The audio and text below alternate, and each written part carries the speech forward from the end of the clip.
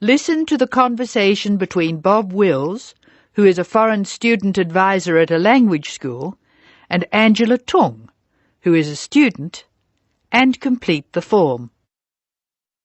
First, you have some time to look at questions 1 to 8 on the form now.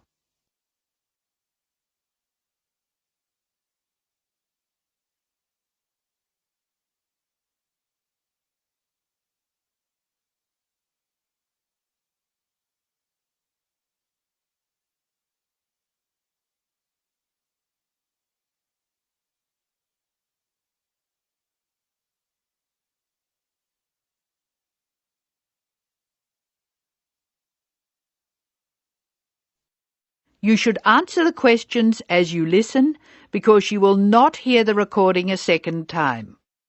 Now listen carefully and answer questions 1 to 8.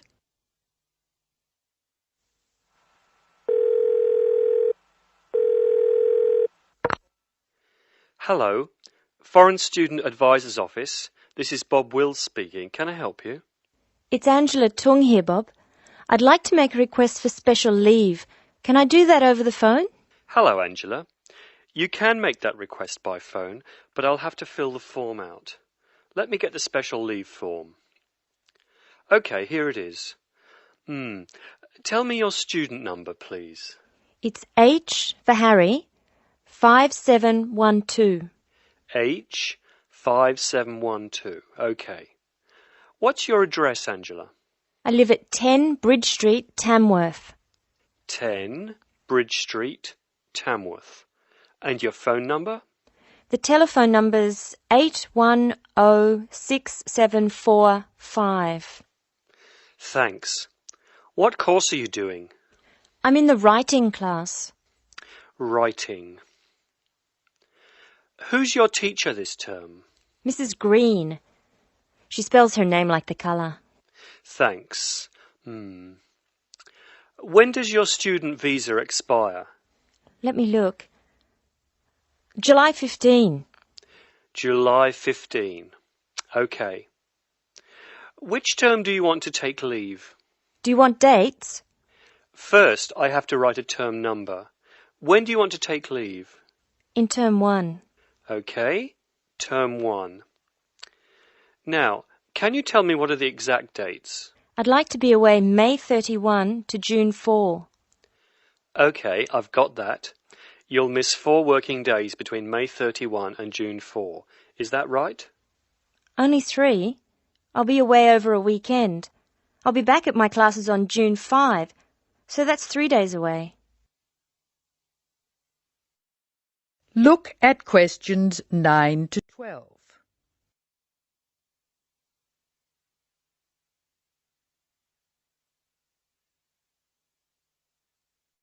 Now listen to more of the conversation between Angela and Bob.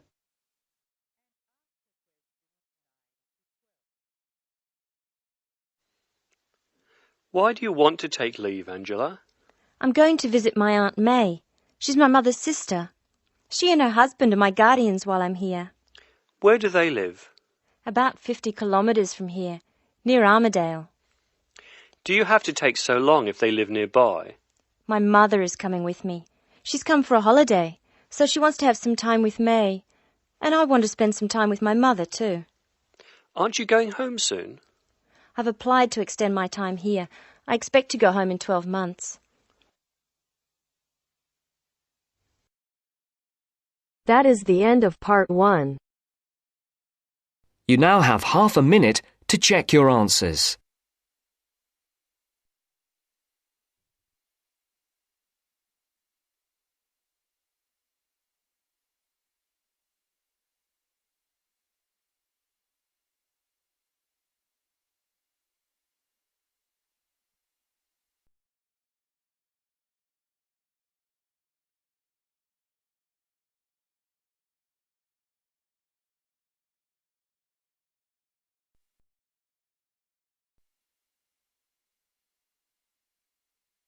Now turns to part 2.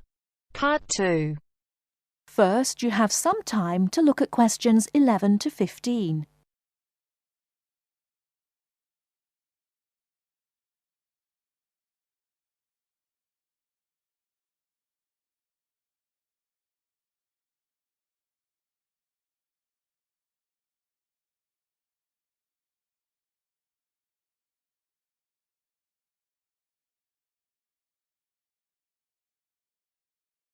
Now, listen carefully and answer questions 11 to 15.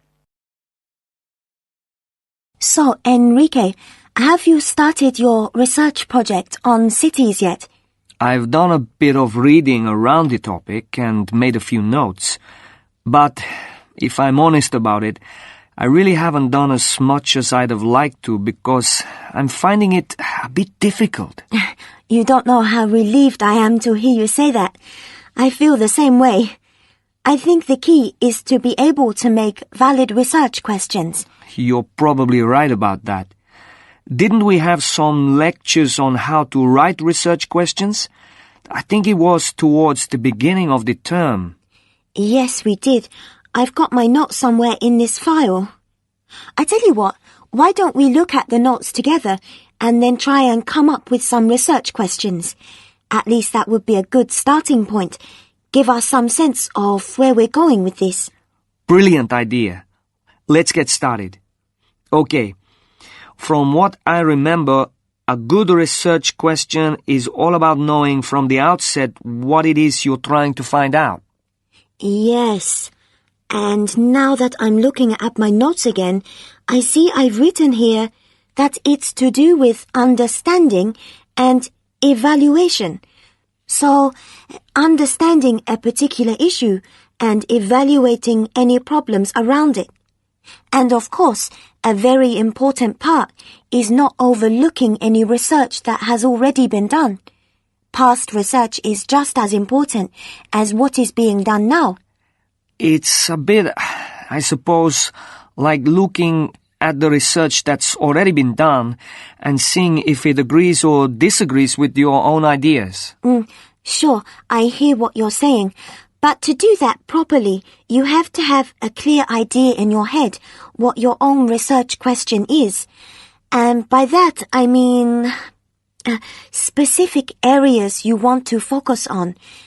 Let's face it, there's so much information out there, and we can't possibly include it all in 2,000 words. Don't remind me. The thought of writing 2,000 words at the moment seems like a huge mountain to climb. I know, but let's try to make a start. I think we're meant to be identifying what makes a successful city, and also try to explain why there has been such a steady population movement of people from rural to urban areas. But I'm a bit confused because I don't think this is meant to be the main focus of our research. Perhaps that's why the lecturer said we need to write questions, and that must be our starting point.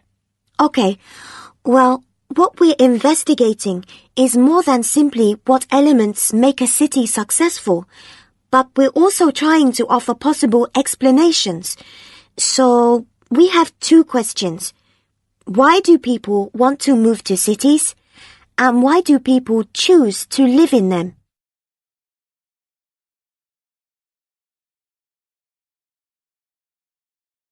Before you hear the rest of the talk, you have some time to look at questions 16 to 20.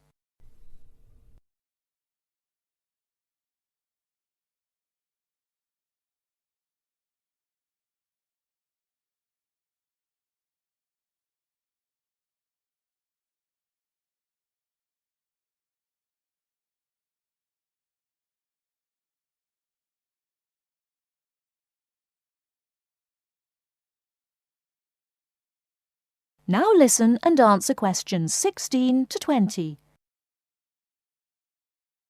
Okay then. I think the first issue concerning successful cities must be the economy. People move to cities for better job prospects, and successful cities are cities that have thriving economies. That's true enough. It does mean that cities can offer good job opportunities, which seems to me to suggest that a city will only be successful if it attracts the right kind of people to work there. What kind of person are you talking about? Well, I suppose I'm referring to the skilled labor force. You know, the idea that up-and-coming young people will move to cities, settle there, maybe buy property, and so that city will get the most talented creative minds. But If a city doesn't offer this, then obviously it will lose out, as university leavers will choose elsewhere. You could be right there. But I also think that when cities encourage businesses to develop, then you obviously have money pouring into the city, which can raise the general standard of living. So we've definitely got a question worth investigating. But apart from the economic factor, I think another point worth mentioning is the environment. Sure, we can research areas like the quality of the air, how clean it is, and then there's traffic. Is there too much traffic? How is it controlled? And also the issues of noise pollution and how the city manages its waste. Oh, and I nearly forgot. The environment includes green spaces like parks. Those are all valid points, but I think you've overlooked the whole issue of beauty. Beauty? Are you sure? What's beauty got to do with the environment? Well, don't you think if you were deciding whether or not you would live in a city, your first impressions would be made with your eyes? So, the buildings in a city are really important. If the entire city looks like a concrete jungle, then it's unlikely to make people want to live there, is it? I think successful cities are those which have managed to strike a balance between old buildings and new ones. So, of course, you'd have some buildings reflecting more modern architecture, but others that haven't lost their character and still represent the past. You're right, actually. I've often thought that buildings tell a story. I mean, you can tell the history of a place by looking at the buildings. I know exactly what you mean. And let's not forget that the environment includes cultural aspects. So, for example, what's the cultural life like?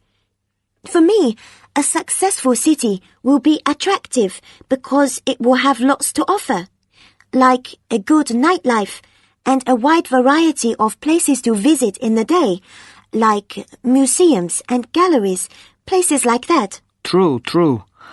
My own view is that some cities have an energy about them. They're exciting to be in. And other cities are the opposite. Well, we've covered so much ground here. But I think there's one final aspect we should research. What's that then? The social aspect. Because, let's face it, cities are made up of people. They are. And surely a successful city would be one where there is a sense of community, a place where people would feel safe and want to raise families in. This topic is limitless. That is the end of part 2. You now have half a minute to check your answers.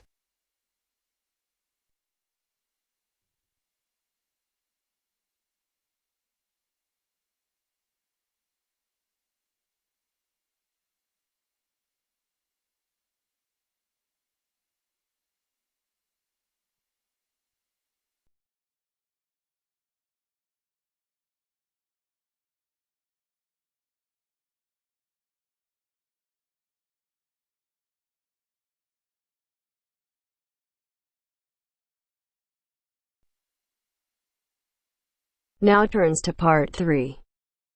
Part 3. Now turns to part 3. Part 3. You will hear a talk by a wildlife specialist on a type of bird called a kiwi. First, you have some time to look at questions 21 to 25.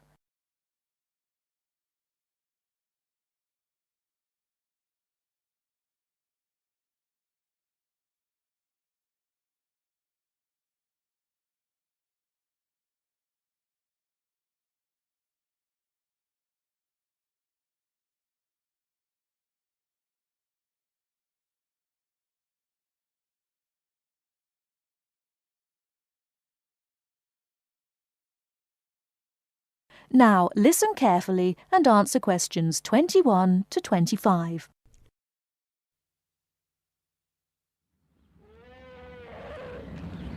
Ladies and gentlemen, welcome to Auckland Zoo on this sunny Sunday afternoon and to our special Kiwi fundraising event.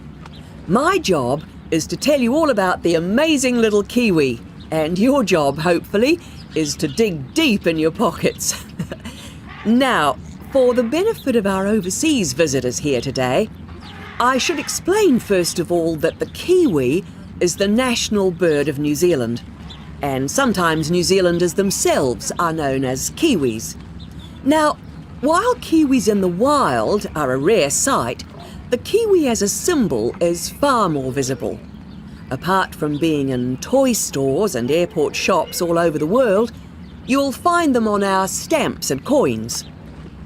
The Kiwi is the smallest member of the genus Apteryx, which also includes ostriches and emu. It gets its name from its shrill call, which sounds very much like this. Kiwi! Kiwi! Kiwis live in forests or swamps and feed on insects, worms, snails and berries. It's a nocturnal bird with limited sight, and therefore it has to rely on its very keen sense of smell to find food and to sense danger. Its nostrils are actually right on the end of its long beak, which is 1/3 of the body length. Now, here's an interesting fact. Although Kiwis have wings, they serve little purpose, because the Kiwi is a flightless bird. Since white settlement of the islands, Kiwi numbers have dropped from 12 million to less than 70,000. And our national bird is rapidly becoming an endangered species. This is because they're being threatened by what we call introduced animals. Animals which were brought to New Zealand, such as cats and ferrets, which eat Kiwi eggs and their chicks.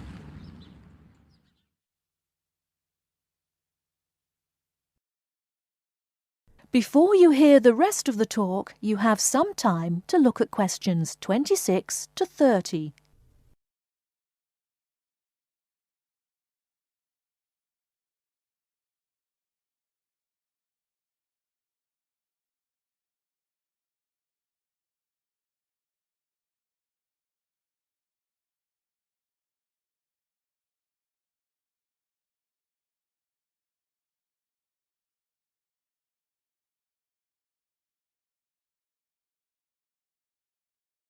Now listen and answer questions 26 to 30. And so we have launched the Kiwi Recovery Programme in an all-out effort to save our national bird from extinction. There are 3 stages to this programme. Firstly, we have the scientific research stage. This involves research to find out more about what Kiwis need to survive in the wild. Then secondly, we have the action stage. This is where we go into the field and actually put our knowledge to work. We call this putting science into practice. And then we come to the 3rd stage, the global education stage. By working with schools and groups like yourself, as well as through our award-winning Kiwi website, we are hoping to educate people about the plight of the Kiwi. As part of the action stage, which I just mentioned, we've introduced Operation Nest Egg, and this is where your money will be going. It works like this. It's a 3-stage process. First of all, we go out to the Kiwi's natural habitat and we collect Kiwi eggs.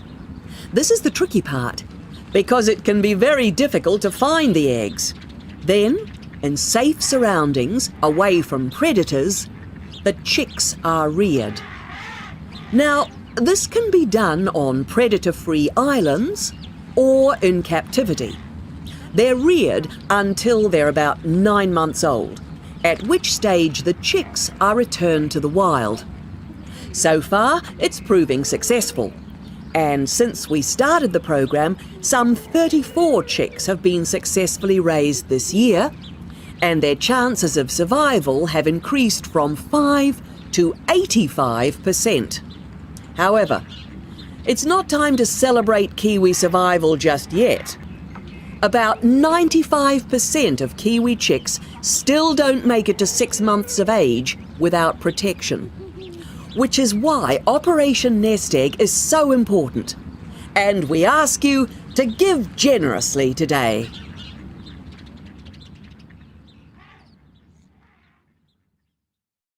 That is the end of part 3. You now have half a minute to check your answers.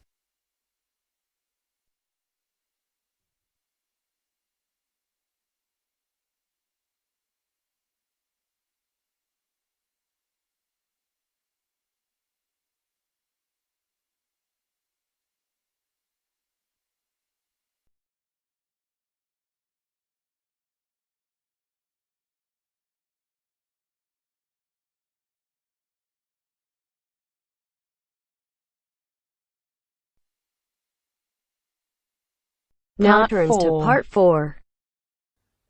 You will hear part of a lecture about the school calendar. Listen carefully and answer questions 31 to 40. First, you have some time to look at questions 31 to 40.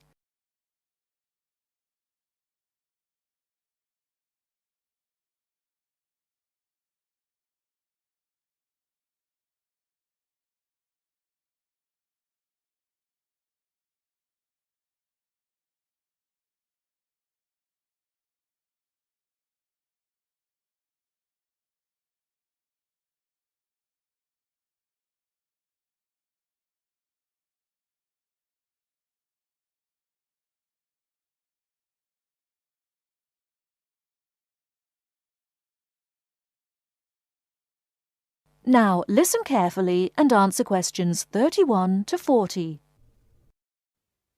So, having seen that the six-term system has passed the test of cost-effectiveness, we can move on to the educational aspects of this arrangement.